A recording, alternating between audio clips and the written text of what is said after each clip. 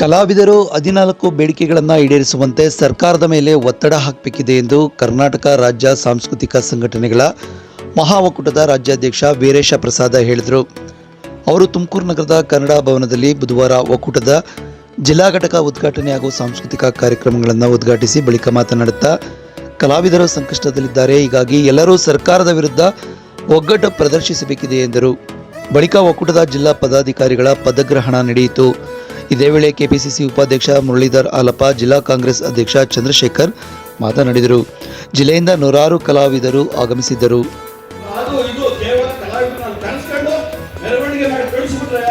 ಅವರಿಗೆ ಕೊಡ್ತಕ್ಕಂತ ಇದು ಸಂಭಾವನೆ ಅದನ್ನು ಕೂಡ ಸಿಕ್ಕಿಲ್ಲ. ನೀವು ಲಕ್ಷ್ಮಣ ಕೇಳಿದ್ರೆ ಅದು 90% ಕಡಿಮೆ ಆಗ್ತೈತೆ. ಇದಕ್ಕೆಲ್ಲ ಕಾರಣ ಏನು ಗೊತ್ತಾ? ನಮ್ಮ ಸಂಘಟನೆ ಕೊರತೆ. ಕಲಾವಿದರನ್ನ ಒಗ್ಗಟ್ಟಾಗ್ಬಾರ್ದಾ? ವಿಧಾನಸೌಧಕ್ಕೆ ಕೇಳಬೇಕಾ ಬೇಡವಾ? ಈಗ ಲಕ್ಷ ನೀವೇನು ದುಡ್ಡು ಕೊಡೋದು ಬೇಡ. ಒಂದ್ಸತಿ ಜೈ ಅಂದ್ರೆ ನಿಮಗೆ 100 ಕೋಟಿ ದುಡ್ಡು ಬರುತ್ತೆ. ಬೇಕಾ ಬೇಡವಾ? ಜೈ ಅಂತೀರಾ? ಕೇಳಿಸ್ಬೇಕು. ಸಿದ್ದರಾಮಯ್ಯ ಸಾಹೇಬರಿಗೆ ಕೇಳಿಸ್ಬೇಕು. ಭಾರತ್ ಮಾತಾಗೆ, ಕಲಾವಿದರ ಹೋರಾಟಕ್ಕೆ, ಸಂಘ ಸಂಸ್ಥೆಗಳ ಹೋರಾಟಕ್ಕೆ. ನನಗೆ ಮೊದಲೇ ನಮ್ಮ ಚಂದ್ರಶೇಖರ್ ಗೌಡ್ರು ಹೇಳ್ಬೋದು, ನೀವು ಗಂಟೆ ಮಾತಾಡೋದಾರ ಬರೋಕಣಪ್ಪ, ಫಸ್ಟ್ ನಾನು ಮಾತಾಡ್ಸ್ಕೊಳ್ಸ್ಬೇಕು ಅಂತ. ನನಗೆ ತುಂಬಾ ಮಾತಾಡೋದೈತೆ. ಕಲಾವಿದರು ನಾವು ಕೂತ್ಕೊಂಡು ಮಾತಾಡೋಣ. ಅವ್ರನ್ನ ಕಳಿಸ್ಕೊಡೋ ಅಗತ್ಯ ಐತೆ. ನಮ್ಮ ನಿರೂಪಕರಿಗೆ ವಿನಂತಿ ಮಾಡ್ತೇನೆ, ತಾತ್ಕಾಲಿಕವಾಗಿ ಸದ್ಯಕ್ಕೆ ಮಾತು ನಿಲ್ಲಿಸ್ತೀನಿ. ನಿಮಗೆಲ್ಲ ಸನ್ಮಾನ, ಪ್ರಶಸ್ತಿ, ಮುಂದಿನ ಬೇಡಿಕೆಗಳು 17 ಬೇಡಿಕೆಗಳಿದ್ದಾವೆ. 14 ಬೇಡಿಕೆಗಳು ಅವನ್ನೆಲ್ಲ ಹೆಂಗೆ ಈಡೇರಿಸಬೇಕು ನಿಮ್ಗೆ ಆಮೇಲೆ ಹೇಳ್ತೀನಿ.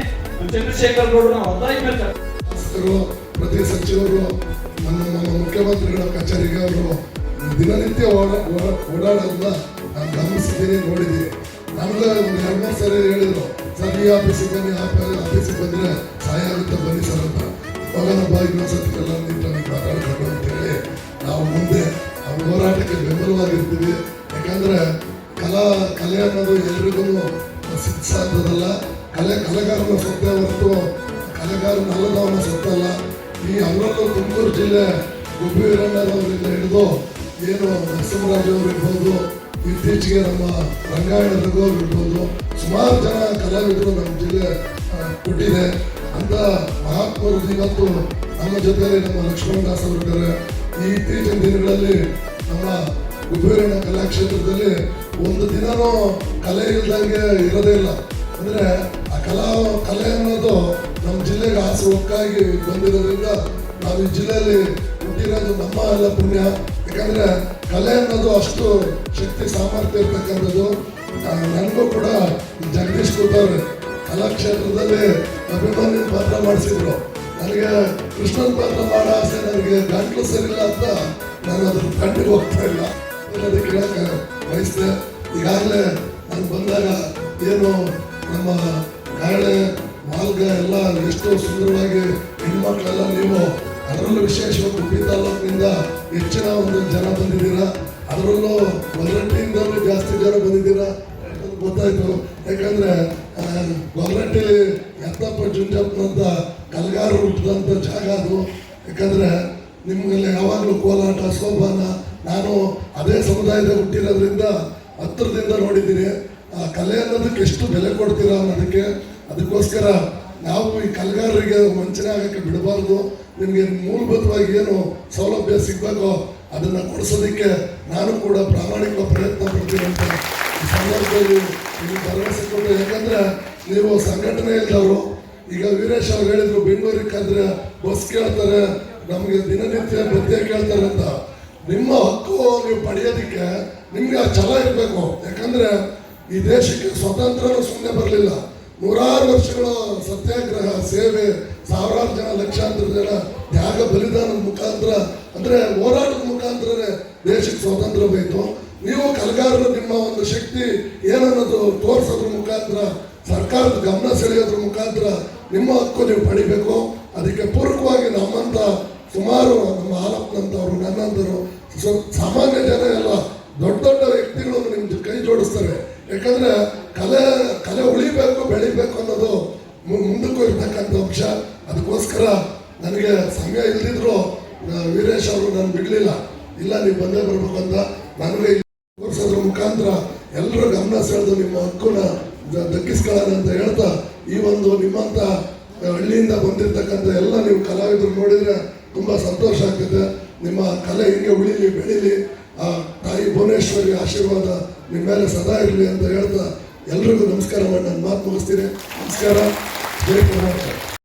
ಪರಿಕರ ಇರ್ಬೋದು, ಮಕ್ಕಳಿಗೆ ಸ್ಕಾಲರ್ಶಿಪ್ಗಳು ಇರ್ಬೋದು, ಮಹಾಶಾಸನ ಇರ್ಬೋದು, ಇದೆಲ್ಲದನ್ನು ಸಮಾಜ ಕಲ್ಯಾಣ ಇಲಾಖೆ, ದೇವರಾಜ ಅರಸು ಅಭಿವೃದ್ಧಿ ನಿಗಮ, ಅಂಬೇಡ್ಕರ್ ಅಭಿವೃದ್ಧಿ ನಿಗಮ, ಜಗಜೀವನರಾವ್ ಅಭಿವೃದ್ಧಿ ನಿಗಮ, ಹೀಗೆ ಹಲವಾರು ಇಲಾಖೆಗಳ ಮುಖಾಂತರ ವಾರ್ತಾ ಇಲಾಖೆ ಬೇರೆ ಬೇರೆ ಹೆಡ್ಗಳಲ್ಲಿ ಹಾಕ್ಬಿಟ್ಟು ಅದನ್ನ ನಿಮಗೋಸ್ಕರನೇ ಮೀಸಲಿಟ್ಟಿದ್ದಾರೆ ಹೊರತು ಅನ್ಯ ಯೋಜನೆಗಳು ಯಾವತ್ತೂ ಇಲ್ಲಿ ಬಳಕೆ ಮಾಡಿಲ್ಲ, ಮಾಡುವಂತ ಧೈರ್ಯ ಯಾವ ಸರ್ಕಾರಕ್ಕೂ ಇಲ್ಲ.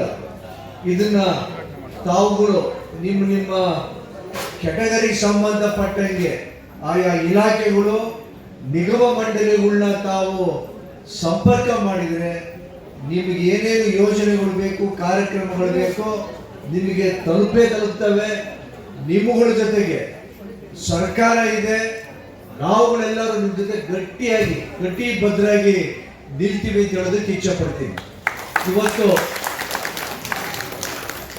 ವೀರೇಶ್ವರ್ ಏನು ಹೊರಟಿದಾರಲ್ಲ, ಈ ಕಿಚ್ಚು ರಾಜ್ಯದಾದ್ಯಂತ ಹಬ್ಬಬೇಕು.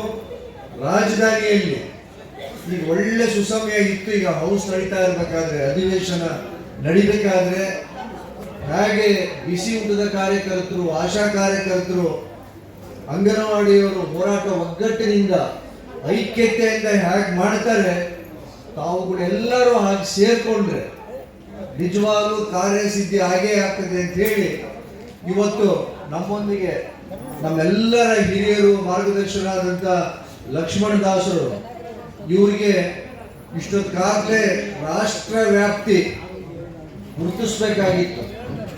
ಇನ್ನ ನಾವು ಇವ್ರನ್ನ ಸದಸ್ಯರು, ಮಾಜಿ ಸದಸ್ಯರು ಅನ್ಕೊಂಡೇ ಇದ್ದೀವಿ. ಇವ್ರಿಗಾಗಲೇ ಚೇರ್ಮನ್ಶಿಪ್ ಸಿಕ್ಕು, ಬೇರೆ ಬೇರೆ ಹುದ್ದೆಗಳು ಇವರಿಗೆ ಲಭಿಸ್ಬೇಕಾಗಿತ್ತು. ಅದು ನಮ್ಮಗಳ ದೌರ್ಭಾಗ್ಯ. ಹಾಗೇನೆ ನಮ್ಮ ಜೊತೆ ಅಶ್ವಥ್ ನಾರಾಯಣ ಅವರು ಇದ್ದಾರೆ. ಅವರು ಮಧುಗಿರಿಯ ಒಂದು ಕುಗ್ರಾಮದಿಂದ ಹೋಗಿ ಬೆಂಗಳೂರು ನಗರಿಯಲ್ಲಿ ದೊಡ್ಡ ದೊಡ್ಡ ಸಂಸ್ಥೆಗಳಲ್ಲಿ ನಿರ್ದೇಶಕರಾಗಿ ಹಲವಾರು ಪ್ರಯೋಗಗಳನ್ನ ಮಾಡಿ ಕಲಾವಿದರ ಪೋಷಣೆಯನ್ನು ಬರೀ ಬೆಂಗಳೂರು ನಗರದಲ್ಲಿ ಮಾಡ್ತಾ ಇಲ್ಲ. ಅವರು ಯಾವುದೇ ಅವರ ಚಟುವಟಿಕೆಗಳು, ನಾಟಕಗಳಿರ್ಬೋದು, ಸಂಗೀತ ಉತ್ಸವಗಳಿರ್ಬೋದು, ಹಳ್ಳಿಗಳಲ್ಲಿ ಪಂಚಾಯಿತಿಗಳಲ್ಲಿ ಹೋಗಿ ಅದನ್ನ ಮಾಡ್ತಾರೆ ಅಂತ ಹೇಳಿದ್ರೆ ಭಾರಿ ಗಟ್ಟಿ ಎದೆ ಬೇಕಾದಕ್ಕೆ. ಅದನ್ನ ಇಲ್ಲಿವರೆಗೂ ಅವರು ಸಿದ್ಧಿ ಮಾಡಿಕೊಂಡು ಯಾರ್ದೂ ಅವರು ವಶೀಲಿಗೆ ಹೋಗೋದಿಲ್ಲ, ಅಷ್ಟು ಚೆನ್ನಾಗಿ ನಿರ್ವಹಣೆ ಮಾಡ್ತಿದ್ದಾರೆ. ಇವರೆಲ್ಲರೂ ನಮ್ಮ ತುಮಕೂರು ಜಿಲ್ಲೆಯ ಬೆಳಗುಗಳು, ಇವ್ರನ್ನೆಲ್ಲರೂ ಜೊತೆ ಕರ್ಕೊಂಡು ನಾವುಗಳೆಲ್ಲರೂ ರಾಜಧಾನಿಗೆ ಹೋಗೋದು, ಮಂತ್ರಿಗಳ ಜೊತೆ ಮಾತಾಡುವಂಥದ್ದು.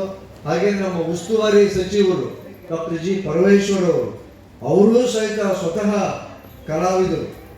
ನೀವು ಅವ್ರ ದಿನ ಒಳಗಡೆದು ಅಂತರಾತ್ಮ ನೀವು ನೋಡ್ಬೇಕಾದನ್ನ. ನಾವು ಎಲ್ಲರೂ ಒಗ್ಗಟ್ಟಾಗಿ ವಾದ್ಯಗಳು ಸಮೇತ ತುಮಕೂರಿಗೆ ಬಂದಾಗ ಒಂದು ದಿಗ್ಬಂಧನನೇ ಹಾಕ್ಬಿಡೋಣ ಅವರಿಗೆ. ನಮ್ಮ ಬೇಡಿಕೆ ನೀವು ಧ್ವನಿಯಾಗಿ ನಮ್ಮ ಪರವಾಗಿ ಸರ್ಕಾರಕ್ಕೆ ವಕಾಲತ್ತು ವಹಿಸಬೇಕು ಅಂತೇಳಿ ಅವ್ರು ಕರ್ಕೊಂಡು, ಹಾಗೇನೆ ನಮ್ಮ ಲಕ್ಷ್ಮಣ ನೀವು ರಿಟೈರ್ ಚೇರ್ಮನ್ ಆಗಬೇಕು ಅಂತಿದ್ದೀನಿ, ನೀನು ನಾಳೆ ರಿಟೈರ್ ಆಗಿರ್ತಾರೆ ಕುತ್ಕೊಳ್ತಿದ್ದೀರ. ಇವರೆಲ್ಲರನ್ನು ಜೊತೆ ಕೂರಿಸ್ಕೊಂಡು ಒಗ್ಗಟ್ಟಾಗಿ ವೀರೇಶ್ ಅವರ ನೇತೃತ್ವದಲ್ಲಿ ಒಂದು ಹೋರಾಟಕ್ಕೆ ಅಣಿಯಾಗೋಣ. ಮುಂದಿನ ವಾರ ಪರಮೇಶ್ವರ್ ಅವರು ಇಲ್ಲಿ ಬಂದಾಗ ನಿಮ್ಮ ವಾದ್ಯಗಳು ಸಮೇತ ತಾವುಗಳೆಲ್ಲರೂ ಬನ್ನಿ. ಇಲ್ಲಿಂದಲೇ ಆ ಕಿಚ್ಚು ತುಮಕೂರು ಜಿಲ್ಲೆಯಿಂದಲೇ ಪ್ರಾರಂಭ ಆಗಲಿ.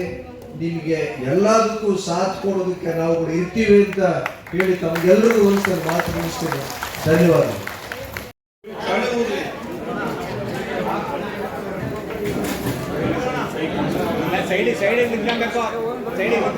ಸೈಡಿಗೆ ನಿಂತ್ಕೊಳ್ಳಿ. ನೀವೆಲ್ಲ ಹಿಂಭಾಗ ಬರ್ಬೇಕು, ಹಿಂದಕ್ಕೆ ಬರ್ಬೇಕು, ಸೈಡ್ಗೆ ಹೋಗ್ಬೇಕು. ಮತ್ತೊಮ್ಮೆ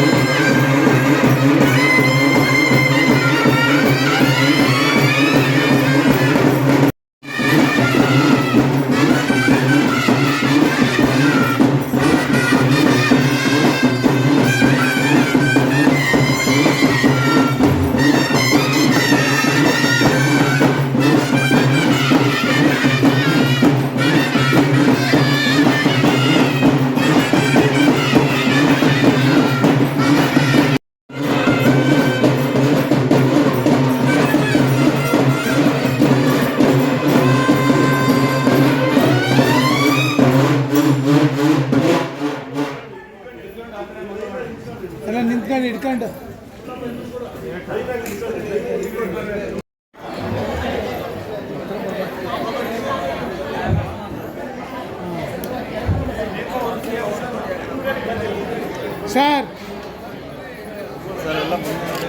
ಸರ್ ಉಪಾಧ್ಯಕ್ಷರು ಶ್ರೀಮತಿ ಲಕ್ಷ್ಮಿ ಅವರು, ಉಪಾಧ್ಯಕ್ಷರು ಶ್ರೀಕಂಠಯ್ಯನವರು, ಪ್ರಧಾನ ಕಾರ್ಯದರ್ಶಿ ಬಸವರಾಜ ಸೈನಾಪುರ ಅವರು, ಸಂಘಟನಾ ಕಾರ್ಯದರ್ಶಿ ಈಶ್ವರ್ಧನ್ ರವರು, ಮಾಧ್ಯಮ ಕಾರ್ಯದರ್ಶಿ ಎನ್ ಲೋಕೇಶ್ ಅವರು, ಸಹ ಕಾರ್ಯದರ್ಶಿ ಪ್ರವೀಣ್ ರವರು, ಖಜಾಂಚಿಯಾಗಿ ರಾಮಯ್ಯ ಜೀರವರು, ಜಿಲ್ಲಾ ಉಸ್ತುವಾರಿಯಾಗಿ ಕನ್ನಡ ಪ್ರಕಾಶ್ ರವರು. ಈ 11 ಜನ ಮಹನೀಯರು ಇಲ್ಲಿನ ಎಲ್ಲ ಗಣ್ಯಮಾನ್ಯರ ಸಮಕ್ಷಮದಲ್ಲಿ ಮತ್ತು ರಾಜ್ಯಾಧ್ಯಕ್ಷರ ಒಂದು ಉಪಸ್ಥಿತಿಯಲ್ಲಿ ತುಮಕೂರು ಜಿಲ್ಲಾ ಘಟಕದ ಪದಾಧಿಕಾರಿಗಳಾಗಿ ಅಧಿಕಾರವನ್ನು ಸ್ವೀಕರಿಸಿ ಇಂದಿನಿಂದ ಅವರು ಕಾರ್ಯೋನ್ಮುಖರಾಗಲಿದ್ದಾರೆ.